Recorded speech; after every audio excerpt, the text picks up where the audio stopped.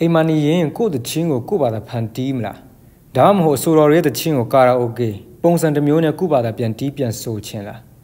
BandLab application ကအကုန်လုံးကိုတနေရာထဲကနေလုပ်လို့ရတယ်နော်ဥပမာမဖြူစင်တဲ့ဘွားလေးမလာချင်နဲ့မခေါ်ရဘူးခွေဒါသမိုင်းမကောင်းဘူးဘောချစ်ရဲ့မင်းနားလေးပါခွေသူပြောတဲ့စကားတွေနာနာယံကိုချစ်မိနေတော့ပြန်လာတော့နောက်ဆုံးပြောလေးနဲ့ဒီချစ်လေးကြိုက်ခဲ့ကွာဒီချစ်လေးဆုံးခဲ့ပါစီနာဆောင်လေးလို့အတဝဲစီလေးလို့ဒီမှာချစ်စကူတဲ့မောင်စီခွင့်တွေရှိသေးလို့ application နဲ့ download ဆွဲတဲ့ app ထဲဝင်မယ်ပြီးတော့လည်းပဲအဲ့မှာ BandLab ဆိုပြီးတော့ရိုက်ရှာလိုက်ပါတွေ့ပြီဆိုရင်တော့ download ဆွဲတဲ့နေရာလေးကိုနှိပ်ပြီး download ဆွဲပေးပါ download ဆွဲလို့ပြီးပြီဆိုရင်ဖွင့်အဲ့ app ထဲဝင်မယ် open နှိပ်မယ်ပြီးတော့ account ဖွင့်ဖို့လိုတယ်တင်ငယ်ချင်းတို့ဆင်ပြေတာနဲ့ account ဖွင့်စေချင်တယ်ကျွန်တော်ကတော့ Apple ID နဲ့ပဲပေါ့နော်အဲ့လိုပြီးသွားပြီဆိုရင်တော့ဒီ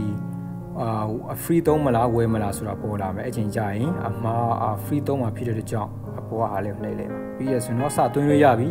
open studio လေးကိုနှိပ်ပေးလိုက်ပါ allow အဲ့ဒီခါမှာအပေါင်းထပ်နှိပ်ပေးအဲ့မှာကြာလာမယ်ဘာရင်စသွင်းမလဲကျွန်တော်ဒီမှာအစမ်းပြထားတာမလို့အတန်ကိုနှိပ်ပေးလိုက်တာတကယ်တော့ music ကိုဂီတာကိုနှိပ်ပေါ့နော်ဂီတာ music ရှိပါဗျအတန်စသွင်းနေရမှာလေမဟုတ်လားဒီက music မရှိဘဲနဲ့တက်ချင်းဘယ်သူမှအတန်မသွင်းဘူးပေါ့နော်အဲ့ဒါလေးသိစေချင်တယ်ပြီးတော့ခုဒီမှာကျွန်တော်စာရေးပြထားတဲ့အကြောင်းအတန်နဲ့ကျွန်တော်မရေးထားတဲ့ဟာတွေကိုရှင်းပြမယ်အဲ့ဒါပါလဲဆိုရင်တော့အတန်သွင်းတဲ့ချိန်တိုင်းမှာတိတ်ဆိတ်တဲ့နေရာကိုရွေးပါဘာကြောင့်လဲဆိုကျွန်တော်တို့ကဒီအတန်သွင်းတဲ့စက်ကိရိယာတွေမရှိတဲ့အတွက်ကြောင့်ဒီ audio interface တို့ဘာလို့မရှိတဲ့အတွက်ကြောင့်ဓာတ်ရိုက်ဒီတိုင်းသွင်းมาဖြစ်တဲ့အတွက်ကြောင့်တိတ်ဆိတ်တဲ့နေရာမဆူညံတဲ့ချိန်မှာသွင်းစေချင်တယ်မဟုတ်ဆိုတော့တန်နဲ့ထပ်နေတော့မလှတော့ဘူးပေါ့နော်ဆိုတော့ကျွန်တော်တို့အပေါ်ဆုံးမှာဘယ်ဘက်မှာ save ဆိုတဲ့နေရာလေးတိတ်တဲ့နေရာရှိတယ်ပြီးတော့တိတ်ဆိုထားတဲ့အားလုံးပြန်ကြည့်စေချင်ပြီးကြည့်ချင်တယ်ဆိုရင်ဟိုညာဘက်အောက်ဆုံးမှာ file ပေါ့နော် file ရှိတယ်အဲ့ဒါလေးကိုနှိပ်ပေးပါအဲ့ဆိုတော့ကျွန်တော်တို့တွင်းထားပြီးသားပြန်တွေးမှာဖြစ်တယ်ဆိုတော့လက်တလောတွင်းတဲ့ဟာပေါ်ဆုံးမှာအများတိုင်းရှိမယ်ဆိုတော့အဲ့ဒါလေးကိုနှိပ်လိုက်ပါအဲ့ဒါနှိပ်ပြီးတော့ဆိုတော့မှာကျွန်တော်တို့နာမည်သွားပြောင်းလို့ရတယ်ဆိုတော့ပေါ်ဆုံးညာဘက်မှာအဆက်30ရှိတယ်အဲ့ဒါလေးကိုရွေးပေးပါပြီး project setting ကိုပြန်ရွေးပေးပြီးဆိုရင်ကျွန်တော်တို့နာမည်စပြောင်းလို့ရတယ်နာမည်ပေးတာမပေးဘူးဆိုရင်ကျွန်တော်တို့တွေပေါ့နော်တွင်းတာတွေများလာတဲ့ခါမှာရှာရခက်တတ်တယ်ပေါ့နော်ဒါကြောင့်ခေါင်းစဉ်တချင်းခေါင်းစဉ်လေးပေးထားတယ်ပေါ့နော်အဲ့ဆိုရှာရတာလွယ်တယ်